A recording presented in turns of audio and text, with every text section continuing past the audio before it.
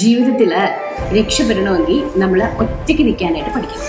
നമുക്ക് എന്നാണോ ഒറ്റയ്ക്ക് നിൽക്കാനായിട്ട് സാധിക്കുന്നത് അന്നേ നമ്മൾ ജീവിതത്തിൽ രക്ഷപ്പെടുള്ളൂ. എന്താ വെച്ചാൽ നമ്മൾ കുഞ്ഞായിരിക്കുന്ന സമയത്ത് നമുക്ക് എഴുന്നേറ്റ് നിൽക്കാനായിട്ട് ഒരാളുടെ താങ്ങ് വേണം അല്ലേ. അപ്പം നമ്മൾ എഴുന്നേറ്റ് നിന്നതിന് ശേഷം അപ്പോൾ കുഞ്ഞുങ്ങൾക്കൊരു ബുദ്ധിമുട്ടാണ്, അയ്യോ എൻ്റെ കൈ പിടിക്കുമല്ലേ.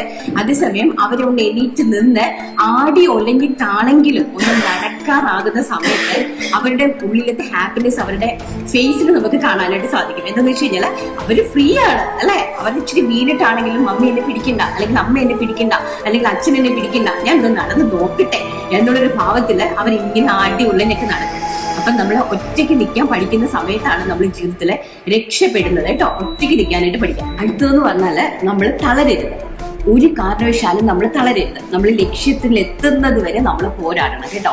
ഏത് വിലപ്പെട്ട കാര്യത്തിനും ഒരു സമയമുണ്ട്, സമയം എടുത്ത് മാത്രമേ നമ്മൾ ആ ലക്ഷ്യത്തിൽ എത്താൻ വേണ്ടി നമുക്ക് സമയം എടുക്കും. നമ്മൾ ഈ മോഹൻലാലിന്റെ ഡയലോഗ് വിജയ ഓരോന്നിനും അതിൻ്റെതായിട്ട് സമയമുണ്ട് ദാസ എന്നൊക്കെ പറയത്തില്ലേ. നമ്മുടെ ദാസനോട് വിജയം പറയുന്നൊരു ഡയലോഗ് ഉണ്ടല്ലോ, അതിൻ്റെതായ സമയമുണ്ട്. അത് ഈ ലക്ഷ്യത്തിന് നമ്മളൊരു സംഭവം എത്താൻ വേണ്ടിയിട്ട് ഒത്തിരി സമയം എടുക്കും. നമ്മൾ അതുകൊണ്ട് ഉടനെ തളർന്നു പോകരുത്.